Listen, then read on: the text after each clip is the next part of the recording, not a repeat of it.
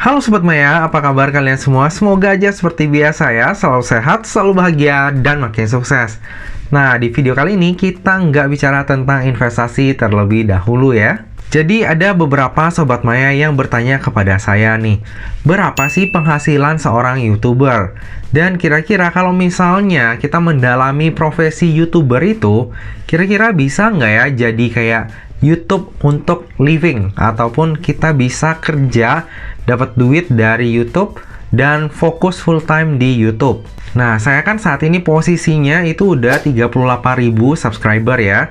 Jadi mungkin ada Sobat Maya yang penasaran nih, dengan jumlah subscriber saya yang sejumlah 38.000, kira-kira saya udah make money seberapa banyak nih dari YouTube?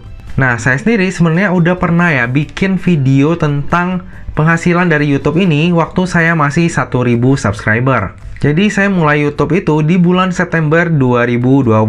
Jadi pas pandemi ya. Video pertama saya di YouTube itu adalah tentang review mic clip-on dari Boya yang saat ini masih saya pakai ya. Lalu saya juga ada sharing tentang cara masak, sharing waktu saya lagi ngasuh anak, ngasuh Pauline ya, waktu dia masih baby ya. Lalu mulai sharing-sharing tentang investasi, deposito, banking, dan akhir-akhir ini mulai ke saham-saham IPO. Nggak berasa juga sih sampai saat ini udah di titik 38.000 subscriber. Mungkin banyak orang yang bilang bahwa YouTube itu adalah tentang koneksi. Kalau misalnya kita koneksinya kencang, ya subscribernya akan nambah jauh lebih cepat. Tapi menurut saya pribadi yang saat ini udah 38.000 subscriber, sama ya perkataan saya dengan waktu saya masih 1.000 subscriber nih. YouTube itu bukan tentang koneksi, tapi lebih ke konten yang berisi dan juga konsistensi. Kalau misalnya konten-konten kita itu bahasa kerennya daging semua, dan juga kita konsisten upload, ya percaya deh, subscriber itu akan follow. Jadi ya orang nggak tahu ya dari mana asalnya, ada aja yang suka dengan konten kita mulai follow, melihat kita konsisten mulai follow lagi. Jadi lama-lama subscribernya banyak. Lalu untuk mulai mendapatkan uang dari AdSense-nya YouTube, itu ada syaratnya juga nih ya Sobat Maya. Yang pertama adalah harus minimal 1.000 subscriber, dan yang kedua itu adalah 4.000 jam tayang. Nah, kalau misalnya udah tercapai dua syarat itu, baru YouTube-nya bisa dimonetisasi ataupun ada AdSense ataupun iklan ya di video-video YouTube-nya. Saya sendiri baru mencapai syarat monetisasi tersebut setelah upload 60 video. Jadi bukan sesuatu hal yang bisa dibanggakan sih ya. Nah, kembali lagi ke pertanyaan awal nih. Kira-kira berapa sih AdSense ataupun penghasilan dari YouTuber dengan 38.000 subscriber? Jadi tentunya di video ini, seperti video-video saya yang lain, kita akan transparan, no sensor ya. Jadi saya jelasin sedikit ya Sobat Maya tentang AdSense ataupun iklan di YouTube. Nah, penghasilan kita dari AdSense itu sebenarnya bukan tergantung dari subscriber, tapi dari view-nya. Lalu, berapa banyak orang yang view video kita yang enggak skip iklan? Jadi kalau misalnya video kita itu banyak view-nya, tapi orang-orang yang nonton itu langsung skip iklan, ya percuma, kita juga enggak akan dapat penghasilan dari AdSense-nya. Jadi yang pertama, view-nya itu harus banyak, dan yang kedua, orang yang nge-view itu harus enggak skip iklan. Karena kalau misalnya iklannya di skip, ya kita juga nggak akan dapat penghasilan dari sana. Nah, AdSense ini itu juga bisa jadi passive income nih Sobat Maya. Tentunya dengan konten yang berkualitas, lalu memang yang lebih universal ya. Jadi orang-orang itu bisa berkali-kali nontonnya. Nah, jadi marketnya itu juga harus lebih luas nih, supaya bisa jadi passive income Sobat Maya. Kalau contohnya kayak saya, misalnya saya bahas tentang saham IPO, itu nggak bisa jadi passive income ya, karena itu hanya kayak one shot aja. Begitu orang nonton tentang saham IPO, lalu sahamnya udah IPO, ya itu video nggak akan ditonton orang-orang lagi. Beda ceritanya kayak video saya bagaimana menghitung bunga deposito. Nah, itu views-nya akan bertambah terus seiring berjalannya waktu Sobat Maya. Karena ada aja orang yang mencari cara menghitung bunga deposito di YouTube. Jadi kalau misalnya konten kita marketnya gede dan lebih universal, itu ada potensi untuk menjadi passive income bagi kita. Alias walaupun dia udah setahun, 2 tahun, 3 tahun videonya ada di YouTube, ya kita akan tetap dapat AdSense-nya selama yang nge-view itu nggak skip iklan. Nah, untuk AdSense sendiri, itu sangat kecil Sobat Maya. Kalau misalnya kita bandingkan dengan endorse atau mengcollab, porsi AdSense ini udah yang paling kecil.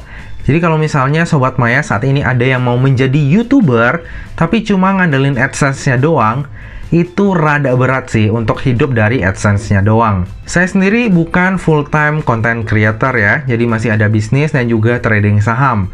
Tag video masih sendiri, edit video juga masih sendiri. Makanya hasilnya itu sebenarnya kurang maksimal. Kalau Sobat Maya seriusin profesi ini, itu bisa dapatnya lumayan juga Sobat Maya. Cuma ya emang ya harus berani kayak keluarin uang lebih nih untuk bayar kayak editor. Terus kalau bisa nantinya udah scriptwriter-nya juga ada. Lalu luangin waktu lebih untuk fokus ke konten-kontennya. Saat ini yang lebih cepat viral itu video-video pendek ya biasanya kayak yang di TikTok, YouTube Shorts, ataupun Reels. Jadi bisa dikombin juga ya dengan hal tersebut biar subscribernya Sobat Maya itu tumbuh lebih pesat. Oke, tanpa panjang lebar lagi, langsung aja kita bahas dan spill ya berapa penghasilan dari seorang YouTuber dengan 38.000 subscriber. Nah, pertama-tama ini saya kasih lihat dulu 5 video saya yang paling banyak view-nya ya Sobat Maya ya.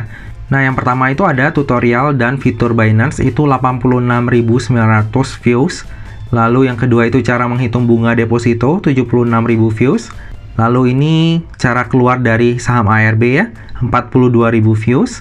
Lalu mengulas aplikasi bank digital UOB Tomorrow itu 37.000 views. Dan ini ada bibit investasi reksadana 36.000 views.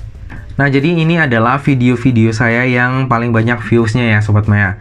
Dan saat ini masih terus bertambah views-nya karena untuk topik-topik dari 5 video ini itu lebih universal ya. Bisa orang-orang cari terus-terusan. Lalu langsung aja kita bahas penghasilannya ya dari AdSense ya Sobat Maya. Nah, di sini saya udah ambil data 5 bulan terakhir dari September 2022 nih ya Sobat Maya ya. Nah, di September 2022 revenue saya ataupun penghasilan saya dari AdSense itu 1,6 juta. Jadi di bulan September 2022 total views saya adalah 88.333 views. Jadi penghasilan dari AdSense itu 1,6 juta aja. Mungkin bagi sebagian Sobat Maya ada yang kecewa ya melihat cuma 1,6 juta. Tapi inilah realitanya. Lalu di bulan Oktober itu saya mendapatkan 151.000 views dan penghasilan saya adalah 3,2 juta. Lalu di bulan November ini ada 126.000 views. Itu penghasilan saya 3,6 juta. Dan di Desember 2022 viewsnya 93.000 dan penghasilannya 2 juta. Dan terakhir di Januari itu viewsnya paling banyak ya di antara bulan-bulan yang lain, 218.000 views dan penghasilannya 3,8 juta. Nah, jadi udah dibongkar ya Sobat Maya penghasilan dari AdSense-nya YouTube nih. Itu kecil banget Sobat Maya. Jadi kalau misalnya waktu saya masih 1000 subscriber, itu kayak sebulan kan bisa dapat 500.000 ya. Kalau misalnya 38.000 itu kan 38 kalinya. Kalau misalnya 38 kali dikali 500.000 kan jadinya gede banget ya. Tapi penghasilan di YouTube nggak bisa langsung dikalikan kayak gitu. Jadi Sobat Maya bisa lihat sendiri untuk 38.000 subscriber yaitu dapatnya masih 3 jutaan. Itu pun kalau misalnya lagi rame. Kalau misalnya lagi sepi viewsnya ya kayak tadi bisa cuma 1 jutaan, 2 jutaan. Jadi ya memang tergantung views ya untuk AdSense ini. Lalu untuk CPM saya sendiri itu berkisar di 20 ribuan. Nah, CPM di Indonesia 20 ribuan ini itu tergolong agak besar ya. Karena mungkin saya di channel yang membahas tentang finansial, jadi CPM-nya bisa lebih tinggi. Kalau misalnya yang bahas tentang mungkin gosip dan lain-lain, itu bisa jadi CPM-nya lebih rendah. Nah, jadi kesimpulannya, kalau misalnya Sobat Maya cuma ngandelin AdSense doang di dunia per-YouTubean, yaitu agak berat sih ya untuk menjadikan YouTube itu menjadi penghasilan utama. Tapi kalau misalnya Sobat Maya itu udah combine dengan endorse, terima endorse nih ya, terus ada collab juga dengan brand, nah itu bisa dapatnya gede. Saya sendiri red card-nya itu antara 5 juta hingga 8,5 juta. Dan itu tergantung dari tingkat kesulitannya, berapa lama videonya, dan juga syarat ketentuan yang ada di video tersebut. Tapi sayangnya, saya sendiri itu jarang banget menerima endorse nih Sobat Maya. Karena saya tuh emang pilih-pilih ya. Saya maunya, kalau misalnya saya endorse, itu endorse yang review jujur doang. Kalau misalnya saya sendiri nggak pakai, terus saya pas ditawarin, saya coba aplikasinya nggak cocok sama saya nggak akan endorse. Jadi tawaran endorse itu macam-macam ya Sobat Maya. Dari yang dulu platform binary kayak Binomo, Olimtrade, itu pernah juga mau endorse saya, cuma saya nggak mau. Lalu ada juga peer-to-peer lending yang mau endorse saya, tapi karena saya sendiri nggak pakai, dan ya saya udah pernah jelasin ya di video yang ini. Bagi Sobat Maya yang mau nonton kenapa saya nggak pakai peer-to-peer lending, bisa tonton di video ini.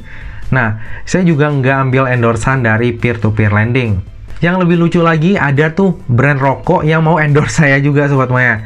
Jadi kayak saya taruh di meja aja, nah itu udah bisa tuh. Jadi saya jelasin IPO, misalnya nih ya, IPO, tapi saya tampilin rokoknya di video saya. Itu juga ada yang mau endorse. Cuma sayangnya saya sendiri nggak ngerokok dan saya tahu itu agak kurang baik. Tentunya saya tolak endorse-nya. Lalu ada juga tawaran endorse franchise makanan ke saya. Jadi agak random juga ya. Nah itu pun saya nggak ambil karena ya kalau franchise saya agak kurang suka sih. Kalau misalnya ada waktu nanti saya jelasin ke Sobat Maya kenapa saya kurang suka franchise, apalagi franchise makanan. Nah jadi kayak gitu ya Sobat Maya. Jadi kalau misalnya saya pribadi, kalau bagi saya pribadi nih ya, menekuni YouTube sebagai sumber penghasilan utama kayaknya rada berat. Karena saya emang pilihan endorse-nya itu pilih-pilih Sobat Maya, enggak saya ambil semua. Kalau misalnya saya enggak pilih-pilih, apa aja saya mau makan endorse-nya ya mungkin dapat dari YouTube itu bisa dapat gede banget. Di kesempatan ini saya juga mau say thank you ya kepada Sobat Maya semuanya yang udah support saya dari awal. Bahkan sebelum saya bahas tentang saham IPO ya. Jadi bagi subscriber lama tuh yang mulai dari saya cerita tentang ngasuh Pauline, terus cerita tentang menghitung bunga deposito, saya share tentang bibit, dan lain-lain. Wah, itu udah lama banget ya. Dan support kalian itu benar-benar sangat berarti untuk saya. Sekali lagi, thank you ya. Nah Sobat Maya, demikianlah video saya kali ini tentang berapa sih penghasilan seorang YouTuber dengan 38.000 subscriber. Bagi Sobat Maya yang saat ini lagi berjuang untuk mencari ataupun mengumpulkan pundi-pundi uang dari YouTube, tetap semangat ya. Ada banyak YouTuber lain yang sukses banget di dunia YouTube. Jadi Sobat Maya bisa lihat mereka sebagai contohnya, jadikan panutan. Kerja lebih keras, kerja lebih cerdas, Sobat Maya pasti bisa sukses di dunia YouTube ini. Nah Sobat Maya, demikianlah video kali ini. Semoga konten ini dapat bermanfaat ya bagi Sobat Maya semuanya, dan dapat menjawab rasa penasaran Sobat Maya yang sering DM saya ya, tanya berapa penghasilan dari seorang YouTuber. Nah Sobat Maya, akhir kata jangan lupa untuk selalu jaga kesehatan, jangan lupa untuk selalu bahagia, dan semoga perjalanan investasi kita selalu cuan bareng-bareng ya. Sampai jumpa di video selanjutnya. Dah.